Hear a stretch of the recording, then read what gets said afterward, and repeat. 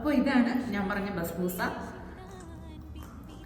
ഇതാണ് നമ്മുടെ Arabic sweet ഡിഷാണ്. നമ്മുടെ ജിലേബി, നമ്മുടെ നാട്ടിലെ ജിലേബിയൊക്കെ ഇല്ലേ, അതുപോലത്തെ ഒരു സ്വീറ്റ് ഡിഷാണിത്. നല്ല ടേസ്റ്റ് ഉണ്ടാക്കാൻ വേണ്ടിയിട്ട് ഞാനിവിടെ സൈഡിൽ കൊടുത്തേക്കുന്ന നമ്മുടെ റവ, തേങ്ങ, ഉപ്പ് എല്ലാം കൊണ്ടിട്ട് ഒന്ന് മിക്സ് ചെയ്ത് സൈഡിലോട്ട് മാറ്റി വെക്കാം. എന്നിട്ടൊരു പാനിലേക്ക് ഇവിടെ സൈഡിൽ ഞാൻ ഇവിടെ കൊടുത്തിട്ടുള്ള ഐറ്റംസ് എല്ലാം ഇട്ടിട്ട് ഒരു 3 മിനിറ്റ് ഒന്ന് തിളപ്പിച്ചെടുത്തതിന് ശേഷം നമുക്ക് ബാക്കി ആ റവയുടെ മിക്സും കൂടെ മിക്സ് ചെയ്ത് ഒരു 2 മിനിറ്റും കൂടെ ഒന്ന് കുക്ക് ചെയ്തെടുക്കാം. ഓവർ കുക്കാവില്ലേ റവ. എന്നിട്ട് നമ്മളിത് ഓവനിലാണ് ബേക്ക് ചെയ്തെടുക്കുന്നത്.